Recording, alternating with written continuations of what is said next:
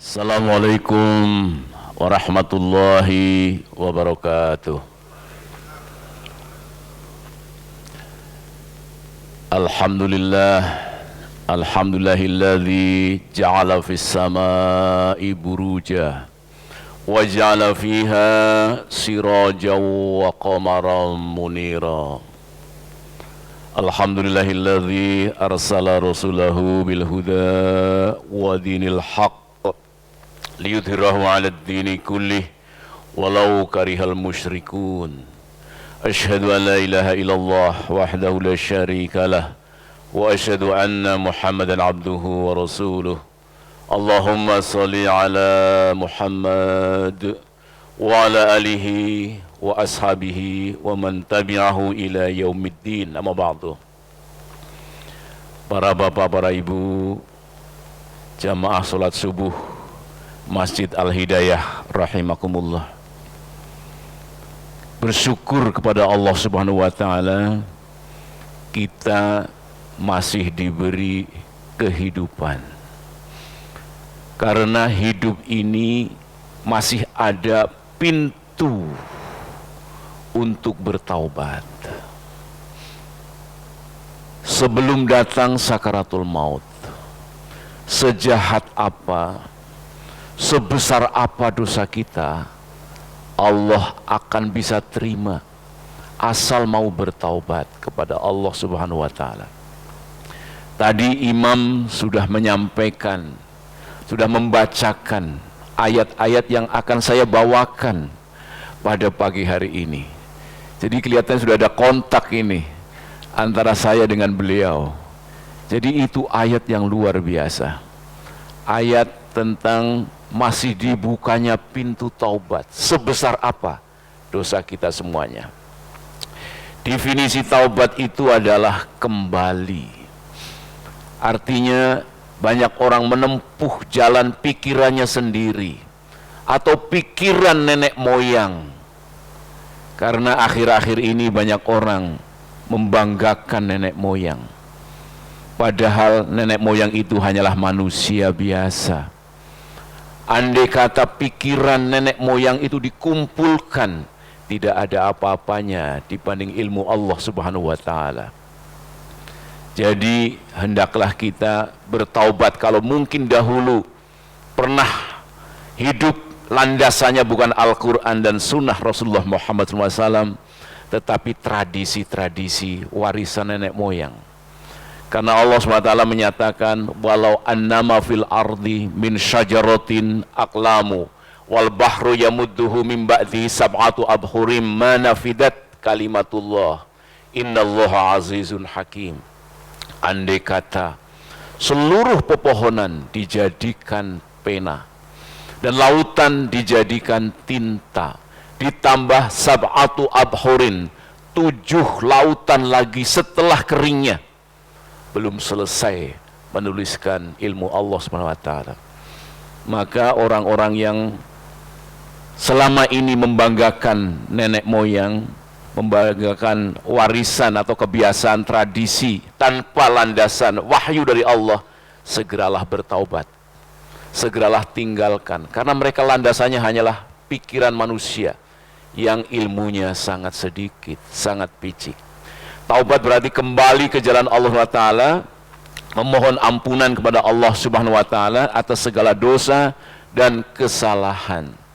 Taubat merupakan bentuk pengakuan atas segala kesalahan dan pernyataan menyesal atas dosa-dosa yang telah dilakukan, berusaha tidak mengulangi lagi.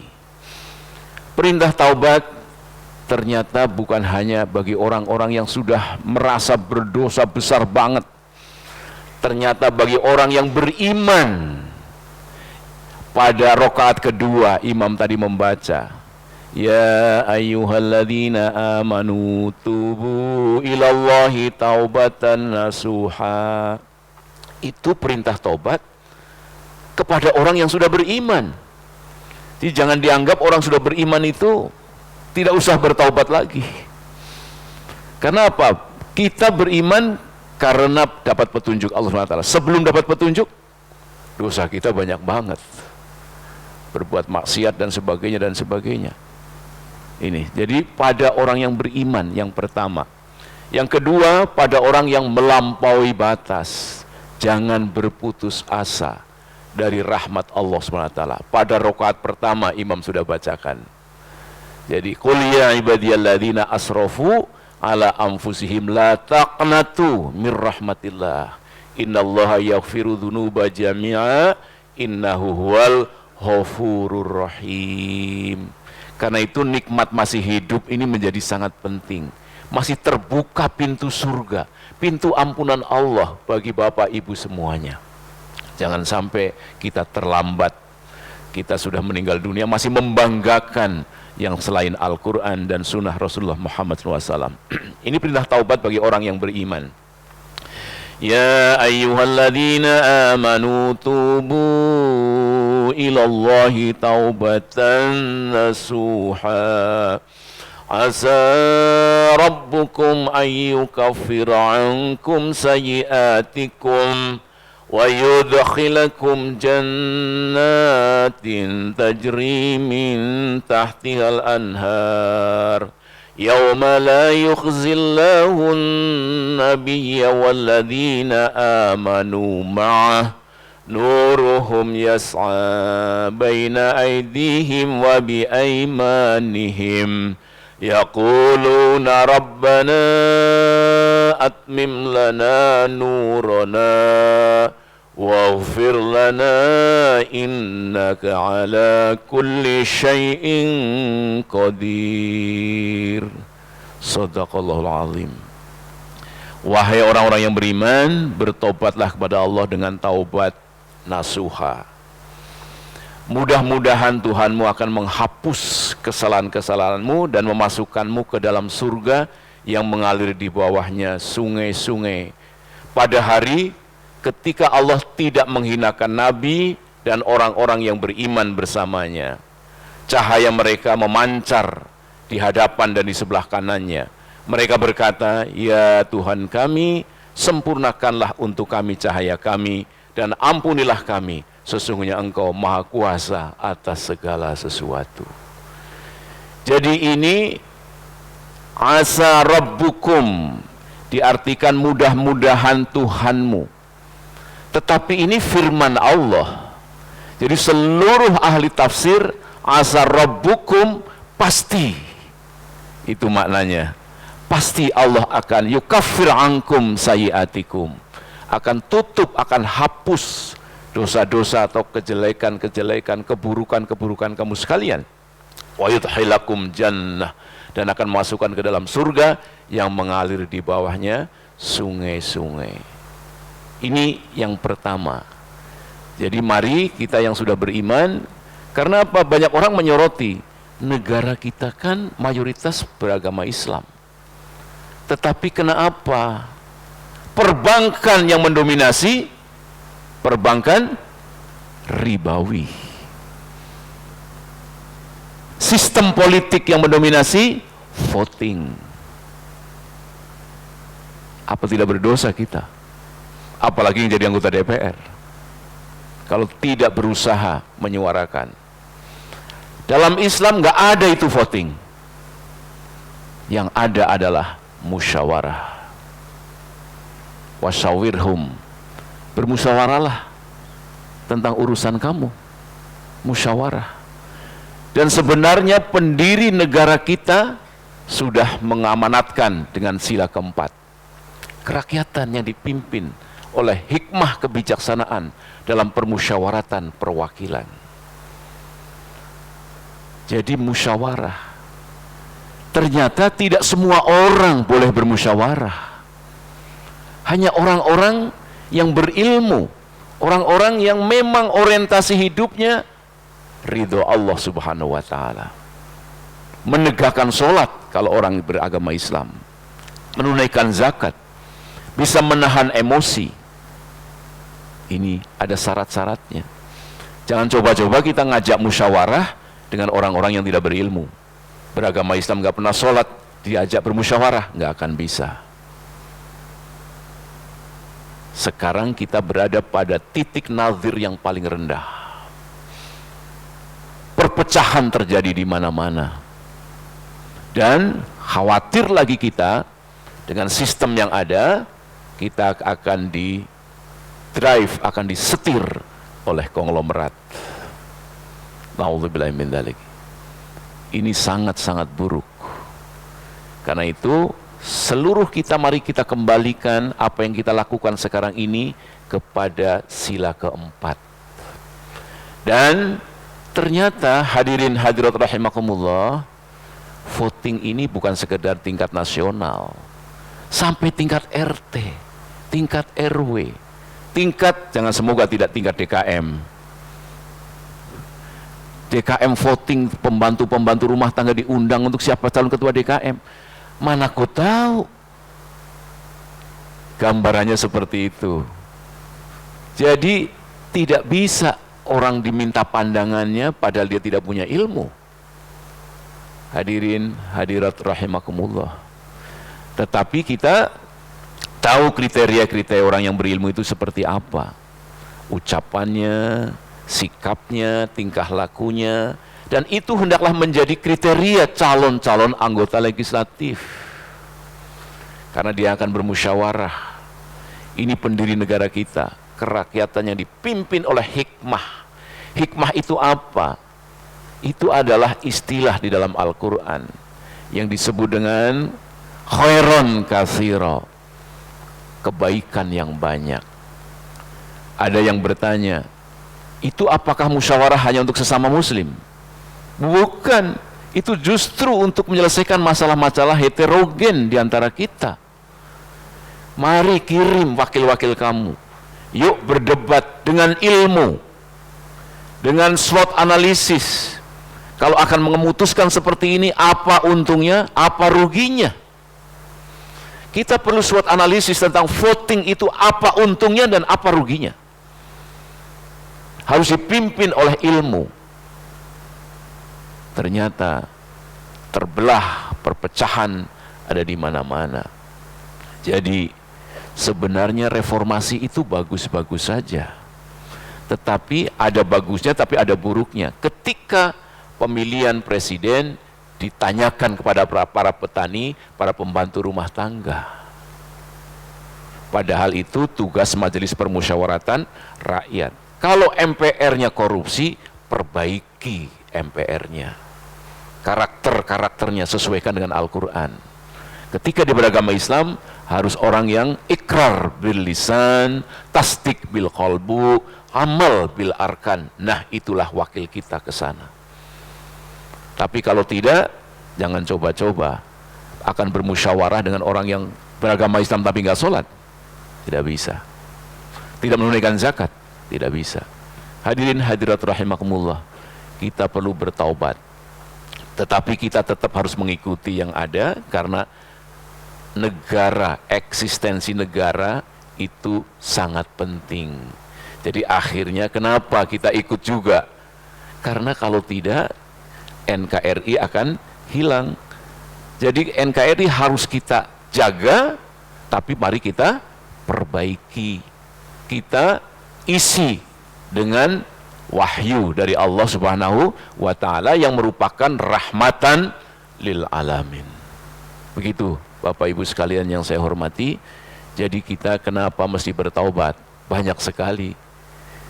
Mungkin juga Bapak Ibu sekalian, rekeningnya masih banyak rekening-rekening konvensional. Kemudian juga pergaulan putra-putrinya banyak. Jangan sekali-kali kita mengizinkan putra-putri kita pacaran. Tidak ada dalam Islam itu. Yang ada ta'aruf, ada caranya.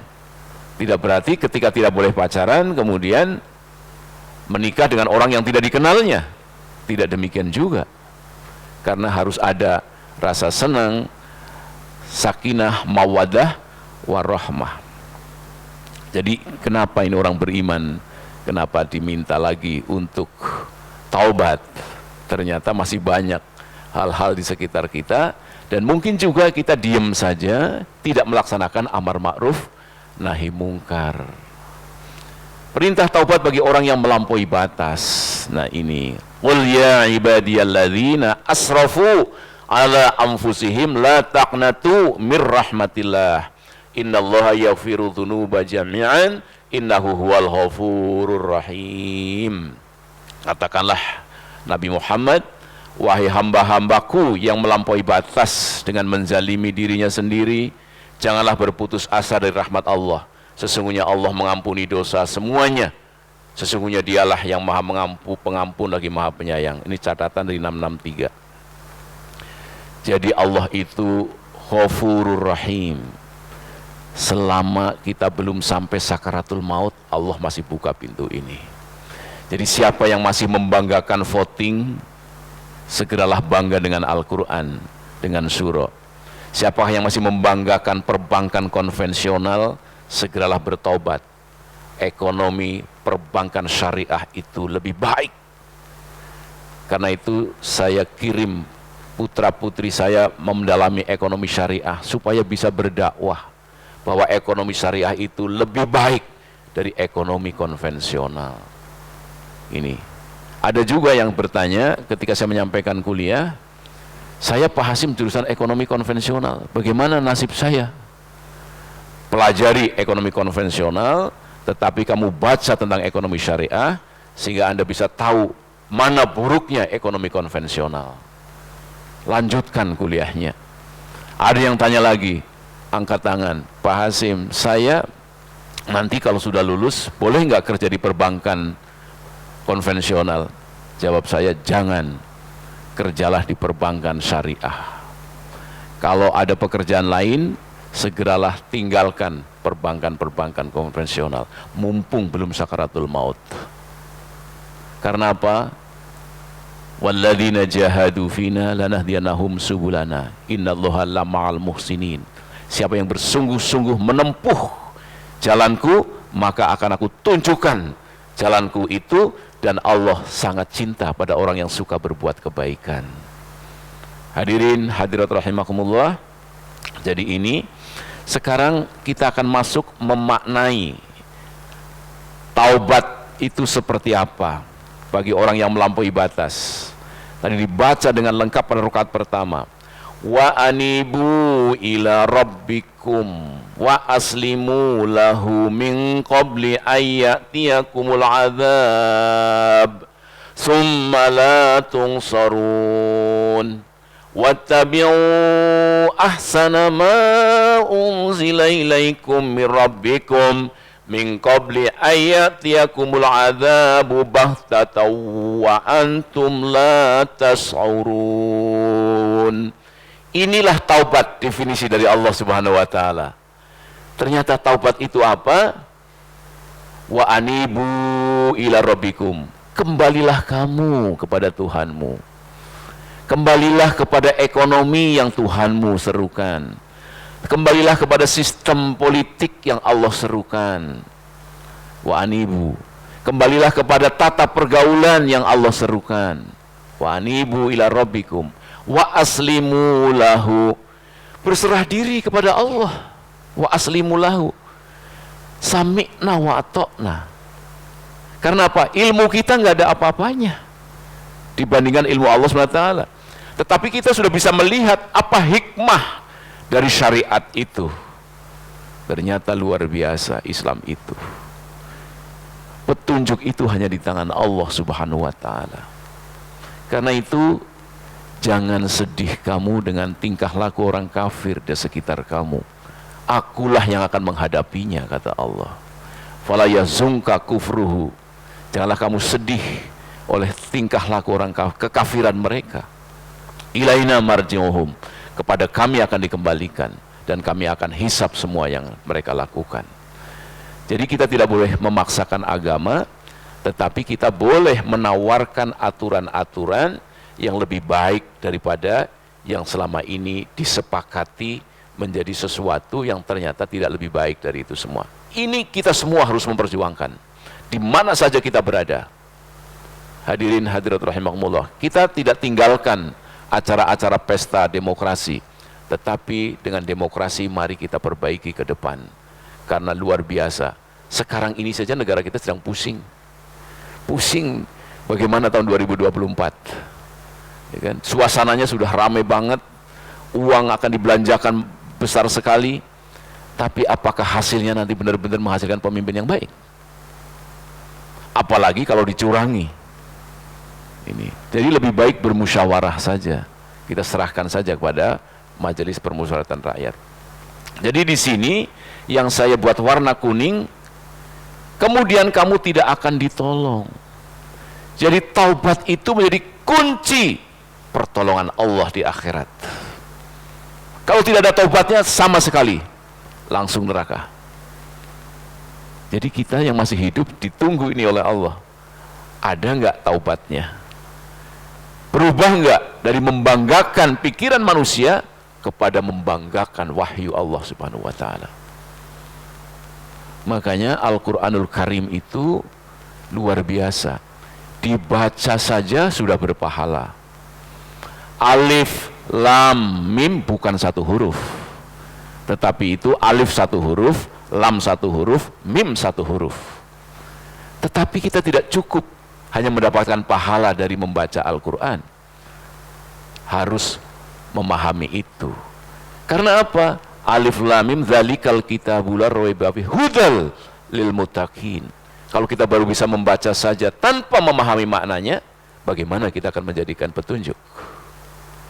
Kita perlu tingkatkan.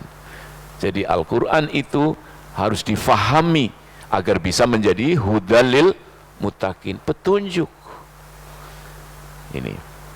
Jadi ternyata taubat itu harus kita maknai, yang pertama kembali ke jalan Allah, berserah diri kepada Allah atau menjadi orang Islam, bersahadat. Jadi silahkan orang-orang non-muslim kalau ingin bertaubat, masuklah ke dalam Islam. Zaman sekarang ini tidak ada pintu keselamatan kecuali bersama Islam. Inna dina indallahil Islam. Yahudi, Nasrani, bahkan sangat keras Allah menyampaikan beritanya, sampai diabadikan dalam bacaan Al-Fatihah. Ihdinas siratal mustaqim, siratal ladzina an'amta alaihim, ghairil maghdubi alaihim waladdallin. Apa itu ghairil maghdubi? Bukan jalannya orang-orang yang sesat, dan bukan jalannya orang-orang yang dolin, orang-orang yang sesat dan juga orang-orang yang mungkar, ya. Maghdubi, orang yang mendapat amarah. Maghdubi itu mendapat amarah dari Allah Subhanahu wa Ta'ala. Ternyata itu Yahudi dan Nasrani. Sudah dapat kitab tetapi mendapat maghdubi alaihim. Jalan yang kita cari adalah jalannya para nabi dan rasul. An'amta alaihim. Makanya kalau kita lihat panggung sejarah, tidak ada orang mulia kecuali yang mengikuti Allah dan Rasulnya. Rasul kita sekarang ini Nabi Muhammad Sallallahu Alaihi Wasallam. Tidak ada orang bisa selamat tanpa ittiba bir Rasul Muhammad Sallallahu Alaihi Wasallam. Tidak ada jalan. Mengaku Nabi Isa tidak beriman pada Nabi Muhammad, tidak bisa. Mengaku beriman kepada Nabi Musa, tidak beriman kepada Nabi Muhammad, tidak bisa. Apalagi mengikuti agama-agama kreativitas pikiran manusia, lebih fatal lagi. Hadirin hadirat rahimakumullah. Yang kedua, setelah kita kembali ke jalan Allah dan berserah diri kepada Allah, yang kedua adalah wattabi'u ahsana ma unzila ilaikum. Ikutilah sebaik-baik apa yang diturunkan kepadamu dari Tuhanmu. Langsung dalam kurung Al-Quran. Al-Quran. Sebelum azab datang, min qabli ayat yakumul adabu bahtatan. Bahtatan ini tiba-tiba. Bahtatan, ya. Wa antum la tas'urun, dan kamu tidak sadar ternyata sudah selesai di dunia. Na'udzubillahi min dzalik. Tiba-tiba, tiba-tiba roboh, tiba-tiba kejatuhan beton, tiba-tiba lagi membanggakan sistem-sistem jahiliyah, tiba-tiba. Karena itu pengajian menjadi sangat penting. Jadi Bapak Ibu sekalian, keluar dari ruang ini, dari masjid yang mulia ini, banggalah dengan Al-Quran dan segera tinggalkan kebanggaan-kebanggaan selain pada Al-Quran. Pasti bapak-bapak dan ibu mungkin akan menanyakan, kenapa Eropa maju? Kenapa Amerika maju. Maju apa itu? Saya 5 tahun di Eropa. Keresahan hati mereka luar biasa. Sampai mereka lebih suka pelihara kucing dan anjing daripada menikah. Karena saking khawatirnya hartanya nanti akan dipakai oleh suaminya. Naudzubillah min dzalik. Karena itu dokter hewan di Eropa laku sekali. Ada salon kucing, salon anjing. Karena mereka tidurnya dengan itu.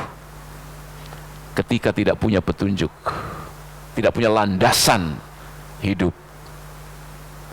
Jangan heran Bapak Ibu sekalian, mereka lebih mencintai, melestarikan monyet dan simpanse daripada anak yatim. Naudzubillah min dzalik.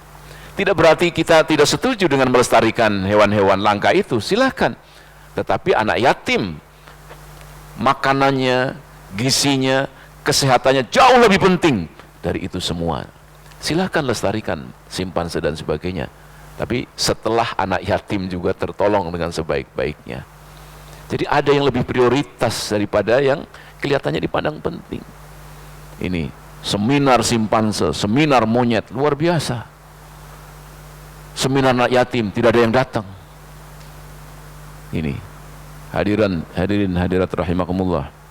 Jadi ini kenapa taubat itu harus disegerakan. Karena yang kedua ini ada bahtatannya ini. Kalau yang atas tadi latas urun atau latan surun, Allah tidak bisa menolong kamu kalau tidak ada kata taubatnya sampai meninggal. Tapi yang kedua ini, ikutilah sebaik-baik apa yang diturunkan kepadamu dari Tuhanmu sebelum azab datang kepadamu secara mendadak sedangkan kamu tidak menyadarinya. Artinya taubat itu harus bersegera. Sepulang dari ini kita tingkatkan kecintaan kita kepada Allah, kepada Rasulnya, pada Al-Quran. Hadirin hadirat rahimakumullah. Jadi inilah makna taubat.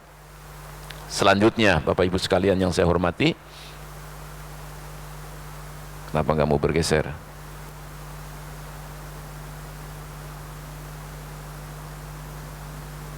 Kenapa hang? A'udzubillahi minasyaitonirrajim.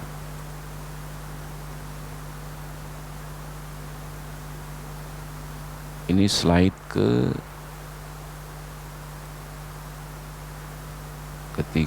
saya udah ke-9 ini. Tapi kok belum muncul?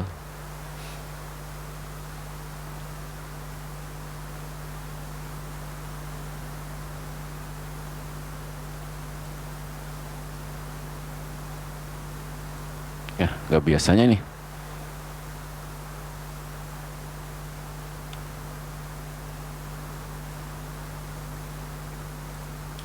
Oh, di sini geser tapi nggak berubah. Iya. Hah? Yang ini.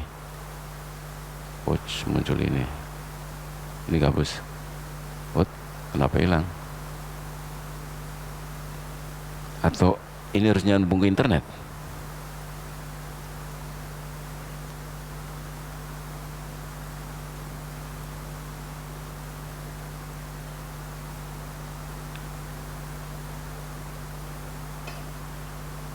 Pakai itu, kita kasih internet.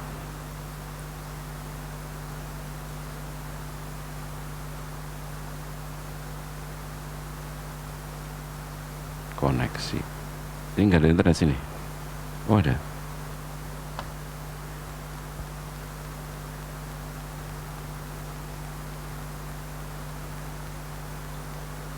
Iya ya.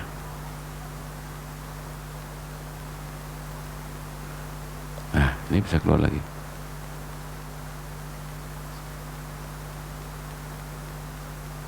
Oh, ini internetnya putus. Koneksi hotspot.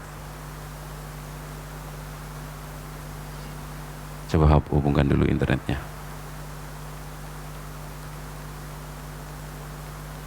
Ya, ini. Bismillah. Bismillah. Ini Hasim lihat. Ya. Connect.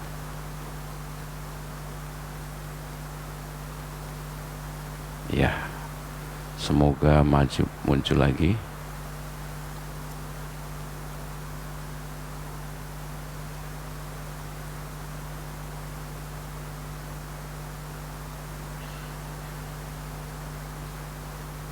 Hmm? Mana? Ini internet udah nyambung.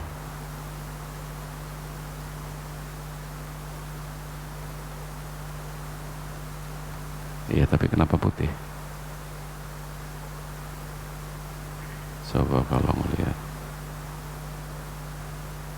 Tapi yang ini kok bisa? Coba dibalikin lagi ke non black white.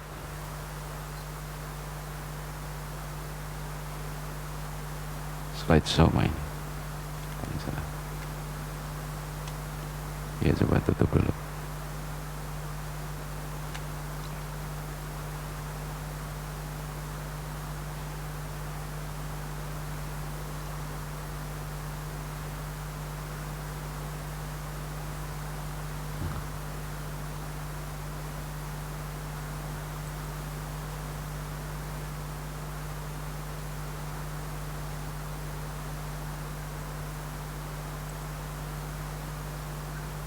Iya, yang itu.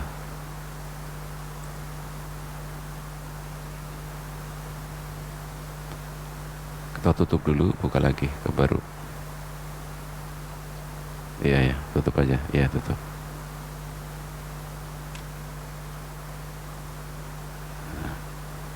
Iya. Nah, kita buka lagi. Sini saya bukain. Bismillahirrahmanirrahim.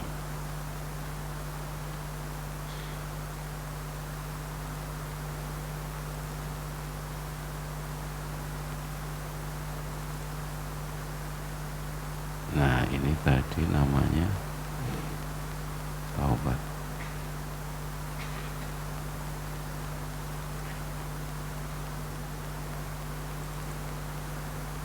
Bismillah. Iya. Ternyata kalau internetnya terputus, dia berhenti.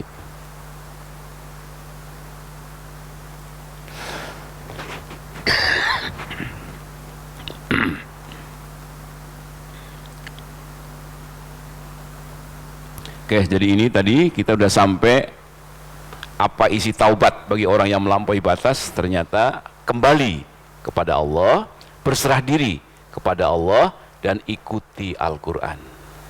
Ini jangan sampai kita keluar dari mana hanya lisan saja bertaubat tetapi tidak kembali kepada jalan Allah. Mengapa Allah buka pintu taubat seluas-luasnya? Ini hikmahnya. Kita lanjutkan tadi tentang apa itu makna taubat, maka ayat berikutnya tadi nggak sempat dibaca oleh imam pada rakaat pertama karena sudah selesai pada yang tadi. Antakula nafsu ya hasrata ala ma farrattu fi jambillah wa in kuntu laminas sakhirin au taqula law anna allaha hadani lakunta minal muttaqin au taqula hina tarul adzaba law anna li karatan fa akuna minal muhsinin. Artinya adalah supaya tidak ada orang yang berkata nanti di akhirat, alangkah besar penyesalanku atas kelalaianku dalam menunaikan kewajiban terhadap Allah, dan sesungguhnya aku benar-benar termasuk orang-orang yang mengolok-olokkan agama Allah. Ini nomor satu. Jadi antakula nafsu ya hasrota ala ma farratu fi jambillah ini kuntu laminas sakhirin. Yang kedua, atau supaya tidak ada yang berkata lau annallaha hadani lakuntu minal muttaqin. Nanti di akhirat gak boleh Bapak Ibu sekalian mengatakan coba dulu Allah beri aku petunjuk, aku jadi orang yang bertakwa. Lah ini petunjuk sudah datang, pintu taubat saja dibuka sampai detik-detik terakhir sakaratul maut. Kemana saja? Pikirannya dikemanakan? Hawa nafsu pasti yang dituruti. Jadi yang kedua adalah supaya tidak ada orang yang mengatakan nanti di akhirat, kalau Allah beri aku petunjuk, maka aku termasuk orang yang bertakwa. Yang terakhir, atau supaya tidak ada pula yang berkata ketika melihat azab, lau annali karotan fa'akuna minal muhsinin. Andai kata ada waktu sedikit saja aku kembali ke dunia, aku termasuk akan berbuat kebaikan, akan sholat, akan membantu infak ke masjid, akan berbuat baik pada tetangga, akan segera mengoreksi amar ma'ruf nahi mungkar dengan keburukan voting, akan segera pindah ke perbankan syariah, akan mengkampanyekan perbankan syariah, dan seterusnya. Jangan sampai nanti di akhirat ketika melihat azab, kembalikan aku ya Allah barang sebentar. Lau annali karotan fa'akuna minal muhsinin, aku akan berbuat baik. Jadi ternyata surat Az-Zumar 53 sampai 58 itu luar biasa. Nanti berikutnya ayat Allah akan menyatakan, bukankah sudah datang ayat-ayatku tetapi kamu sombong terhadap Allah Subhanahu wa taala. Hadirin hadirat rahimakumullah. Jadi jangan sampai kita nanti termasuk orang yang mengatakan, alangkah besar penyesalanku, kenapa aku nggak bersungguh-sungguh melaksanakan perintah Allah. Yang kedua, kenapa Allah tidak beri petunjuk pada aku. Yang ketiga, kembalikan aku barang sebentar, aku akan berbuat muhsinin, akan menjadi orang yang berbuat baik. Dahsyatnya taubat. Ini surat Furqan ya, surat Furqan yang bagian akhir yang termasuk karakter ibadur rahman. Ternyata ibadur rahman itu adalah salah satunya waladina la yad'una ma'allahi ilahan akhar. Orang yang tidak pernah menyembah Tuhan selain Allah. Alladzina la yad'una ma'allahi ilahan akhar. Wala yaqtuluna nafsal lati haramallah. Tidak pernah membunuh atau tidak boleh membunuh orang yang diharamkan Allah. Wala yaznun, dan tidak melakukan perbuatan zina. Apabila melakukan seperti itu, wa may yaf'al dzalika yalqa asama, akan mendapatkan siksaan yang sangat pedih. Yudha'af lahul azab, akan dilipat gandakan azab yaumal qiyamati wa yahlut fihi muhana, dan akan dilempar dalam keadaan hina dina ya. Dilipat gandakan azab pada hari kiamat dan dilemparkan wa yahlut fihi muhana, dimasukkan ke dalam neraka dalam keadaan hina dina. Ternyata ayat berikutnya, illa man taba, kecuali yang bertobat. Padahal sudah syirik, menyembah Tuhan selain Allah, kemudian membunuh, kemudian berzina, illa man taba. Tapi nggak cukup hanya taba, wa amana wa amila solihah, amalan-amalan solihah. Jadi taubat itu luar biasa. Pernah syirik, pernah membunuh, pernah berzina, ternyata Allah sudah katakan akan menghadapkan azab yang sangat pedih, lempar ke neraka dalam hina dina. Illa man taba wa amana, amalan solihah. Maka Allah akan ganti, yubaddilullahu sayyiatihim hasanat, keburukannya diganti dengan hasanat. Bagaimana Allah enggak Ar-Rahman Ar-Rahim dan Ghafurur Rahim selama sakaratul maut belum datang? Bapak Ibu sekalian yang pernah berzina, Bapak Ibu sekalian yang pernah membunuh, Bapak Ibu sekalian yang pernah syirik, menyekutukan Allah, wa man taba wa amalan solihah fa innahu yatubu ilallahi mataba. Jadi yang disebut dengan taubat sebenarnya diringkas oleh Allah dalam ayat berikutnya. Barang siapa bertobat dan beramal soleh, itulah taubat yang sebenarnya. Hadirin hadirat rahimakumullah, jadi dengan materi ini semoga terjadi kebaikan-kebaikan di masyarakat kita, di tengah-tengah kehidupan ekonomi politik kita, sehingga jangan sampai kita yang sudah beragama Islam tidak bangga dengan Al-Quran. Al-Quran dianggapnya memecah belah dan sebagainya. Bukan, kita nggak mau memecah belah. Negara kita sudah dibuat aturan, siapa saja boleh nyalon presiden. Tetapi negara kita nggak boleh ngatur aturan-aturan, nggak boleh mengkampanyekan dengan landasan iman dan takwa, nggak boleh. Silahkan mencalonkan, yang non muslim mencalonkan silahkan, yang dokter mencalonkan silahkan, yang lulusan SMA mencalonkan silahkan. Tetapi masalah memilih jangan diatur terlalu detail, karena itu hilang dari esensi permusyawaratan maupun demokrasi. Kita demokrasi saja salah. Jadi demokrasi kita saja salah ketika kita melarang mengkampanyekan orang berdasarkan agama, berdasarkan identitas. Padahal Allah bolehkan itu. Ya. Pilihlah orang-orang yang beriman, orang yang bertakwa. Karena apa? Doa kita setiap hati. Wa'fu anna waghfir lana warhamna anta maulana fansurna lal qaumil kafirin. Ampuni aku, wa'fu anna waghfir lana, maafkan aku, waghfir lana warhamna, rahmati aku, anta maulana, engkaulah pelindung kami, tolonglah aku terhadap orang kafir. Masa kita nyolok orang kafir? Gimana menangnya? Jadi ini fenomena, kenapa kita harus bertaubat? Harus bertaubat. Tidak boleh kita mencolok orang kafir. Tidak bertaubat namanya. Kalau seperti itu, bisa kena azab di akhirat kelak. Hadirin hadirat rahimakumullah. Ya, dan orang-orang yang tidak mempersekutukan Allah dengan sembahan lain, tidak membunuh orang yang diharamkan Allah kecuali dengan alasan yang benar, dan tidak berzina, siapa yang melakukan demikian itu niscaya mendapat dosa. Baginya akan dilipat gandakan azab pada hari kiamat, dan dia bakal dengan azab itu dalam kehinaan, kecuali orang-orang yang bertaubat.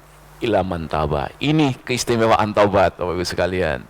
Jadi jangan sampai kita berputus asa, aduh dosaku udah banyak banget, pernah membunuh, pernah berzina. Ditunggu oleh Allah. Asal kamu segera bertaubat, maka akan husnul khotimah. Makanya Bapak Ibu sekalian, ketika ada orang meninggal, innalillahi wa inna ilaihi raji'un, Bapak Ibu sekalian langsung WA, insya Allah husnul khotimah. Apa landasannya? Jadi kita mengatakan itu, ini tandanya husnul khotimah. Kalau dia sebelum meninggalnya, dia rajin ke masjid, rajin sholat, menemui panitia segala macam, infak sedekah, husnul khotimah. Terlepas dari apa sebelumnya. Jadi jangan sampai enggak ke masjid juga, enggak sholat juga, husnul khotimah. Ya tidak bisa, lebih baik diam kita. Ya lebih baik diam. Jadi kita jangan ikut-ikutan orang. Kita kan mengamati orang. Loh, ya tahu dong, siapa tahu Pak Hasim dia sholatnya di rumah. Ya nggak sempurna sholat di rumah. Sholat itu jamaah di masjid. Perang saja Rasulullah sholat berjamaah. Lihat surat An-Nisa. Paling depan ikut bersama Rasulullah. Setelah itu mundur ke belakang, yang belakang sujud bersama Rasulullah, yang belakang memegang senjata. Itu perang saja. Kita nggak ada perang, nggak ada apa di rumah. Mau husnul khotimah, semoga diampuni Allah. Jadi tanda-tanda husnul khotimah itu jelas, Bapak Ibu sekalian. Jadi jangan mudah insya Allah husnul khotimah. Dari mana? Kalau tanda-tandanya jelas, ya silahkan. Tapi kalau tidak jelas, lebih baik tidak usah WA. Siapa tidak mau tobat, silahkan bersenang sebentar, kemudian akan dipaksa masuk azab yang keras. Wa man kafara, sampai mati kafir terus. Fala yahzunka kufruhu ilaina marja'uhum fanunabbiuhum bima amilu innallaha alimun bidzatis sudur numatti'uhum qalilan thumma nattarruhum ila adzabin ghalid. Siapa yang kufur, maka janganlah kekufurannya itu membuatmu sedih. Kepada kamilah tempat kembali mereka, lalu kami memberitakan kepadanya apa yang telah mereka kerjakan. Sesungguhnya Allah Maha mengetahui segala isi hati. Kami membiarkan mereka bersenang-senang sebentar, kemudian kami paksa mereka masuk ke dalam azab yang keras. Pada materi yang lalu sudah saya kemukakan, setetes jus pun tidak akan dikasih. Ini ayatnya. Wanada ashabun nari ashabal jannah an afidu alaina minal ma'i aw mimma razaqakumullah. Qalu innallaha harramahuma 'alal kafirin. Para penghuni neraka akan menyeru para penghuni surga, tuangkanlah sedikit air kepada kami, atau rizki apa saja yang telah dikaruniakan Allah kepadamu. Mereka menjawab, qalu innallaha harramahuma 'alal kafirin. Sesungguhnya Allah mengharamkan keduanya, air dan rizki, bagi orang-orang kafir. Naudzubillah min dzalik. Semoga Allah berikan kekuatan pada Bapak Ibu sekalian, kepada kita semuanya, untuk mampu bertaubat sebelum datang sakaratul maut. Taubat adalah pintu ampunan Allah dan surga.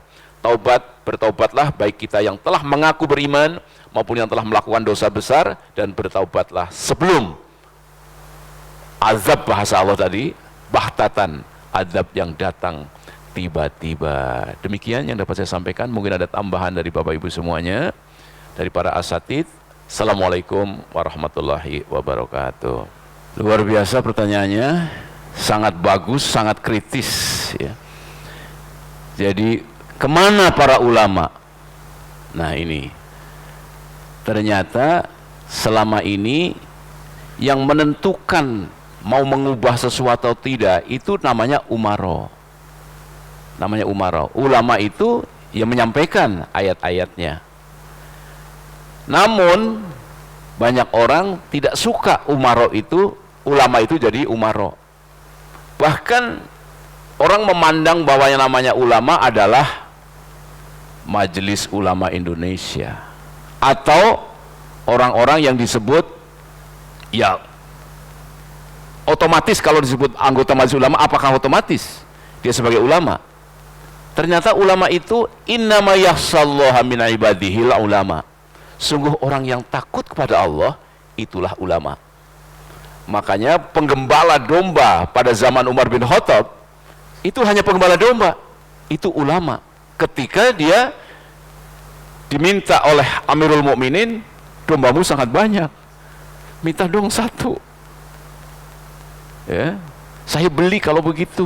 Ini bukan milik saya, ini saya hanya mengembalakan saja. Saya beli. Fa'ainallah. Kalau begitu Tuhan, di manakah Allah? Sambil melotot lagi, ya kan? Fa'ainallah kalau begitu. Itulah ulama. Jadi silahkan bapak-bapak sekalian amati siapakah ulama itu. Apakah ada pada diri kita atau tidak. Kemudian kita berjuang sekuat tenaga, apa yang dapat kita lakukan. Jadi ternyata keselamatan itu tidak menunggu perubahan. Keselamatan itu adalah hijrah dari bank konvensional ke bank syariah, dan sudah ada. Artinya para ulama sudah berjuang. Dulu tidak ada itu bank syariah. Waktu itu fatwanya ya dalam keadaan darurat. Sekarang tidak darurat lagi di konvensional. Karena para ulama sudah berjuang untuk membuat bank syariat. Di BNI Syariah dulu ada, Mandiri Syariah. Sekarang sudah digabung lagi dengan BSI Syariah. Bapak Ibu tidak boleh punya alasan, saya tidak bisa membayar ketika ekspor impor. BSI sudah bisa ke sana dengan digabung menjadi lebih besar. Dia bisa seperti itu. Jadi perjuangan ulama juga ada dengan lahirnya Bank Syariah Indonesia. Nah, tinggal bagaimana kita para umatnya, apakah mengikuti seruan para ulama atau tetap bertahan dengan alasan itu ATP-nya lebih banyak dan sebagainya. Silahkan tanggung resiko sendiri nanti di akhirat. Jadi ulama sudah berjuang, Pak, tadi. Apalagi ulama pendiri negara kita, Kiai Haji Agus Salim, Bung Hatta, dan yang lain-lain, sudah melahirkan Pancasila, sila keempat. Nah, bagaimana yang anggota DPR dan sebagainya, kenapa mau dipindahkan kembali? Pilkada, pilpres, apalagi grup segala macam dikembalikan kepada petani, kepada masyarakat, ditentang itu. Mereka nggak tahu apa-apa. Silahkan. Nah, para politisi mengatakan itu DPR bisa disogok. Masih ingat Bapak Ibu sekalian dulu pemilihan wali kota misalnya, ya disogok. Permasalahan ada disogok di DPR atau di wakil rakyat atau di parlemen, perbaiki itunya, bukan diubah ke voting kepada masyarakat. Nah, itu yang harus diperjuangkan lagi. Makanya reformasi ketika kelewat dulu oleh MPR ternyata diberikan kepada masyarakat. Ketika akan dikembalikan lagi, siapa yang protes? Sekarang orang yang sudah kelanjur begini ingin merusak Indonesia, tidak mau mengembalikan lagi pemilihan presiden, pemilihan gubernur kepada wakil-wakil rakyat lagi. Ternyata ada konspirasi yang terjadi. Jadi mereka tidak mau. Bahkan bisa tembakan ke kepala orang yang mengatakan kembalikan lagi. Karena mereka memaknai itulah demokrasi. Luar biasa Bapak sekalian. Jadi pendiri negara kita itu para ulama ternyata. Bung Hatta, luar biasa Bung Hatta itu dalam memperjuangkan ya pasal-pasal di dalam atau sila-sila di dalam Pancasila dan yang lain-lain. Ya, bagaimana negosiasinya dengan Bung Karno sampai lahir Pancasila. Itu. Jadi itu. Tetapi saya berbicara seperti ini tidak berarti Bapak Ibu sekalian tidak boleh mengikuti pesta demokrasi. Ayo kita ikuti dan jadikan wakil-wakil kita mengisi parlemen. Karena kalau tidak ada itu, mereka akan mendominasi. Satu pun tidak ada wakil kita. Kalau sekarang kan alhamdulillah ada yang walk out ketika keputusannya tidak bagus, ketika haji mau dinaikin, protes, ada. Semoga itu menjadi amal soleh kita karena kita bertaubat kepada Allah SWT. Perbanyak itu wakil-wakil rakyat yang kayak gitu. Jadi tidak sembarangan ternyata. Jadi qul inna sholati wa nusuki wa mahyaya wa mamati lillahi rabbil alamin. Katakan solatku, ibadahku, hidup dan matiku untuk Allah. Tidak boleh ada selangkah kaki pun kita, gerakan tangan kita yang tidak karena Allah Subhanahu wa ta'ala. Kenapa saya nyoblos A, kenapa saya tidak nyoblos B? Itu semuanya lillahi ta'ala. Begitu Bapak Ibu sekalian.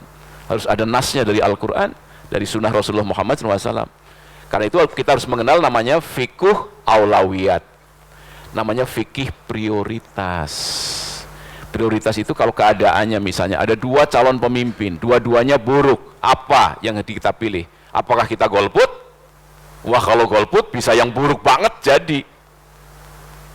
Tapi kita harus ambil yang mudorotnya paling sedikit terhadap Islam, yang tidak melarang sholat berjamaah di masjid, karena bisa terjadi seperti itu.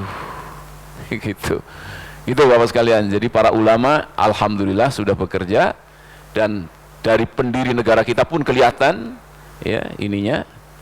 Bahkan dulu awal-awal dengan kewajiban melaksanakan syariat Islam bagi pemeluknya, itu kerjaan ulama.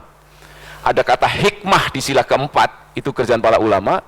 Bahkan dengan rahmat Allah yang maha kuasa dalam preambul undang-undang, itu juga kerja para ulama. Di situ Bapak Ibu sekalian. Ya, kemudian yang terjadi seperti ini, mari kita tinggal ikuti apa yang dilaksanakan, yang sudah digariskan. Sila keempat itu mari kita amalkan di tingkat RT, tingkat RW, tingkat kelurahan dan sebagainya. Tugas kita. Nah, pertanggungjawaban oleh Allah Ta'ala, kita sesuai dengan kapasitas kita. Kalau kita sebagai rakyat biasa, bagaimana? Apa yang harus kita lakukan? Kita sebagai ketua RT, apa yang harus kita lakukan? Kita sebagai itu yang dinilai. Kita tidak akan dimintai pertanggungjawaban anggota DPR yang sudah kita colok mau apa dia. Karena yang kita utama adalah sudah mencolok orang yang sesuai kriteria Al-Quran dan Sunnah Rasulullah SAW. Itu saja. Setelah itu kita meninggal, insya Allah selamat. Begitu Bapak Ibu sekalian. Silakan, mungkin ada lagi. Ya, silakan Pak. Apakah kita harus mengkodok taubat kita di masa-masa yang telah lalu? Itu pertanyaannya. Tidak. Umar bin Khattab tidak mengkodok sholat sebelum masuk Islam. Jadi itulah yukaffir anhu sayyiatihi, akan ditutup kejelekan-kejelekanmu di masa yang telah lalu ketika kita sudah bersahadat. Ini tidak ada kisahnya sama sekali Umar bin Khattab waktu itu akan membunuh Rasulullah SAW. Ternyata saudaranya membaca surat Toha, kemudian masuk Islam. Apakah disuruh mengganti sholat-sholatnya yang lalu? Tidak ada kisah-kisah itu semuanya. Jadi tidak ada. Bahkan sholat itu kodok itu kalau kita lupa, kalau kita tertidur. Kalau kita tidak bisa sholat sambil berdiri, sholatlah sambil duduk. Tidak bisa sambil duduk, sambil berbaring. Kalau sudah hilang akal, tidak perlu sholat lagi. Sudah nggak ngerti apa-apa. Itu juga masih banyak orang yang mengkodokkan sholat bapaknya. Kalau haji ada kodok, korban ada kodok, tapi sholat itu urusan kita kepada Allah Subhanahu wa Ta'ala. Itu yang saya hormati. Jadi tentang sholat kodok, masa-masa yang telah lalu tidak ada. Islam KTP itu namanya. Karena bapak ibunya Islam, kita otomatis lahirnya Islam. Karena itu kita di kampus membuka betul diskusi kepada para mahasiswa. Jangan sekali-kali Anda hanyalah Islam KTP. Karena masuk Islamnya karena bapak ibunya beragama Islam. Padahal tidak faham kenapa kita beragama Islam.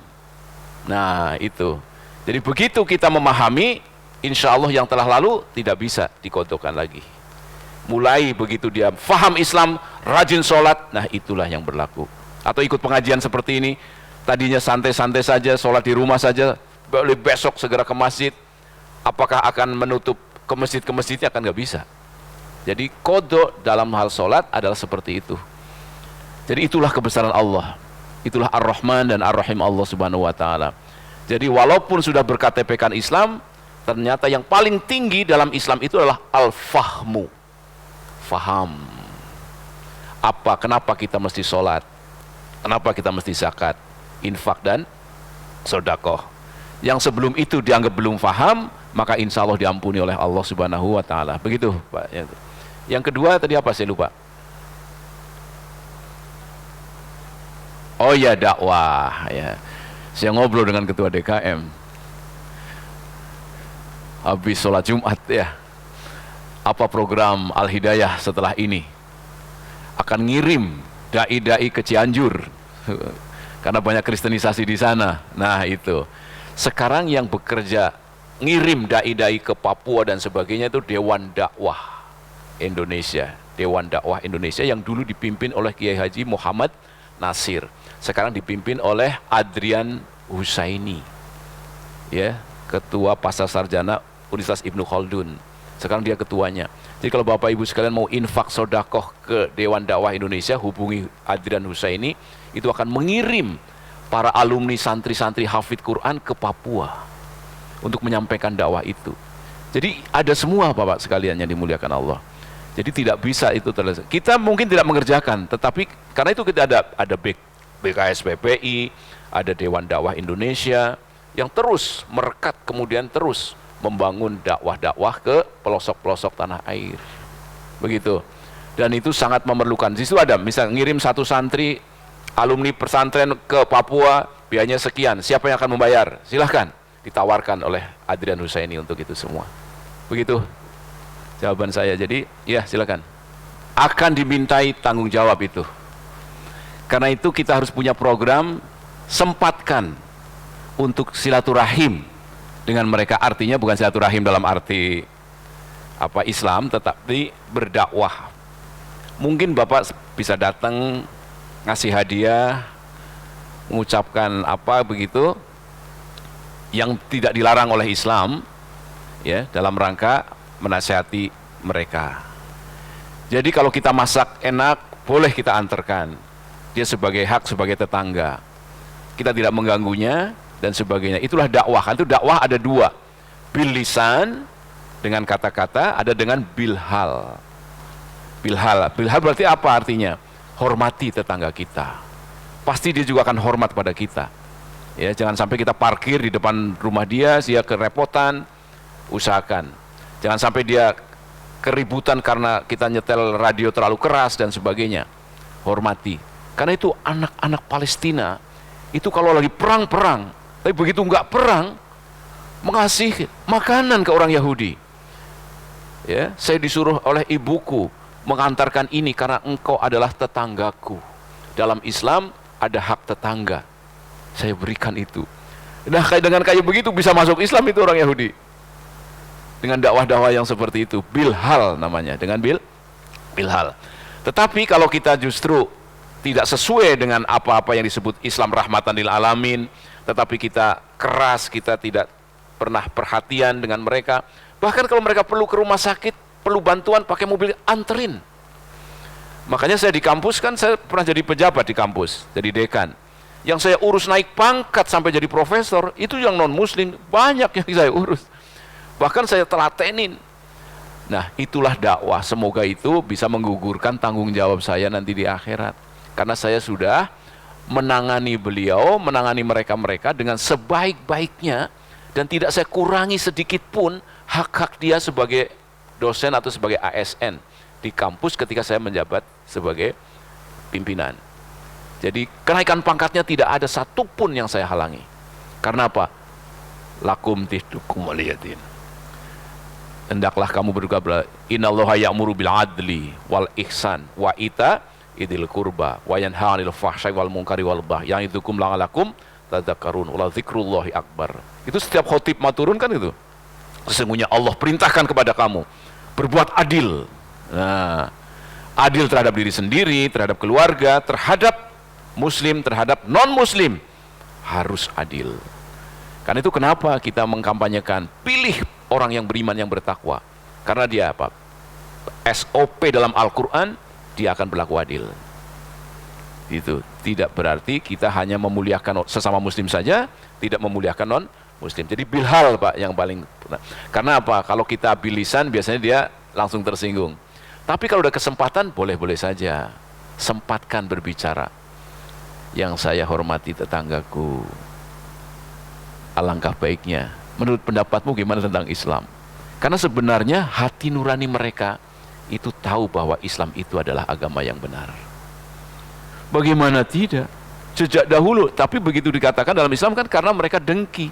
Karena mereka sudah terlanjur merasa agama dia lebih baik dari Islam. Padahal kalau dia membaca Al-Quran, ya. Nah, kita bisa juga hadiahkan Al-Quran terjemahan. Dihadiah saja.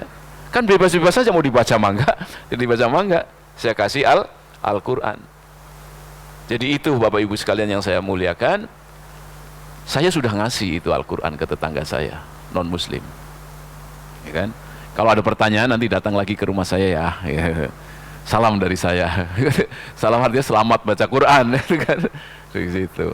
Begitu Pak. Jadi termasuk sahabat-sahabat saya yang non muslim di kampus juga saya sampaikan, ya kan? Di situ ada yang Hindu, Pak Made, kapan ikut sholat? Sindir-sindiran aja gitu kan, sambil tertawa-tawa, tapi saya sampaikan.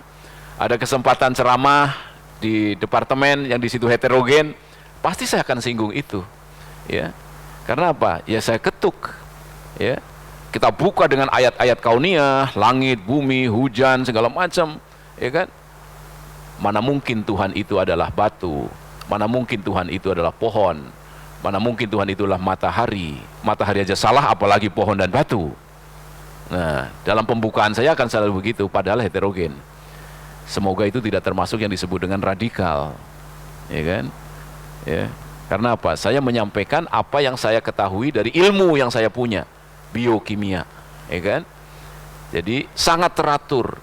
Makanya pendidikan dalam Islam, Bapak Ibu sekalian, bukan sekedar menyiapkan tenaga kerja untuk siap bekerja, bukan. Tetapi bisa memahami keteraturan alam semesta sehingga menyatakan Rabbana ma khalaqta hadza batila subhanaka faqina adzabannar. Makanya ajakan berfikir dan berzikir itu isi dari pendidikan. Makanya saya tidak pernah ngajar yang tanpa ngajak berpikir. Kenapa itu minyak goreng isinya asam palmitat? Kenapa palmitat? Karena tanamannya palem. Nah, begitu. Kenapa darah itu haram? Ternyata silahkan, kalau yang sakit ginjal kemana? Ke rumah sakit, mau apa? Cuci darah, berarti darah kotor. Heterogen di depan kelas. Apakah radikal? Tidak. Kenapa? Saya mengajak sesuatu yang berpikir. Jadi darah itu kotor. Kenapa kotor? Dibersihkannya oleh ginjal. Hasil penyaringannya air kencing. Ketika kita menampung darah domba, Ditampung, berarti ada yang sudah lewat ginjal, ada yang belum lewat ginjal. Berarti darah itu mengandung apa? Mengandung air kencing. Mau minum kopi, saya kasih 1 sendok makan air kencing, itulah darah. Mungkinkah itu patung yang berbicara? Mungkinkah pohon yang berbicara? Rasulullah SAW saya tidak kuliah kedokteran. Nabil Ummi, ya kan? Itulah wahyu dari Allah. Tidak ada yang diucapkan Rasulullah kecuali wahyu. Kalau darah saja benar ayatnya, apalagi larangan ini, larangan itu, pasti benar semua. Sama. Ayat-ayat yang sudah terjadi benar semua dari Al-Quran. Berarti yang belum terjadi pasti benar. Seperti kullu nafsin dha'iqatul maut. Siapa yang mau protes? Ini contoh dakwah di masyarakat heterogen. Berarti itu firman Allah surat Al-Imran 185 itu benar. Mau dicoret? Nggak bisa dicoret. Karena apa? Semuanya mati. Setiap yang berjiwa akan merasakan mati. Ya kan? Udah benar. Sama kayak darah kotor disebut oleh Allah, ridsun. Ya kan? Kenapa mesti menyebut bismillah? Allah bilang, kalau tidak menyebut bismillah, fasik. Artinya tidak bersyukur bahwa itu yang menciptakan Allah. Sekarang Anda semuanya mau berpikir, mau hidup berlandaskan pikiran sendiri. Cita-citamu saja tidak akan pernah tercapai kecuali atas izin Allah. Anda pengen jadi apa? Pengen kaya, ternyata miskin. Pengen sehat, gula darahnya naik. Pengen kolesterol turun, naik terus. Ya kan? Cita-cita kita saja nggak semuanya tercapai. Gitu. Karena itu betul Allah, innalana lal akhirata wal ula, sesungguhnya milik kami akhirat dan juga dunia. I'lamu annallaha yabsutu rizqa liman yasha wa yaqdir, oleh imam tadi.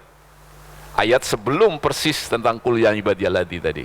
Ketahuilah bahwa Allah itu melapangkan rizki kepada yang Allah kehendaki dan menyempitkan pada Allah kehendaki. Sudah dibagi-bagi oleh Allah. Gitu. Jadi kalau tidak mau berdoa, tidak mau minta kepada siapa itu Allah yang punya langit dan bumi, memang pantas diazab di neraka. Begitu Bapak Ibu sekalian. Jadi cuma ada satu pintu untuk bisa selamat, ikuti Al-Quran. Nah makanya kita hadiahi aja terjemahan Al-Quran. Sudah, bismillah. Semoga dapat petunjuk dan gugur tanggung jawabku nanti di akhirat ya Allah. Saya bungkus dengan kertas yang sangat bagus. Saya kasih kue, antarkan untuk saudara kita. Begitu Pak, teman-teman kita. Jadi mari kita buktikan. Jadi bukan sekedar ya di situ. Cukup?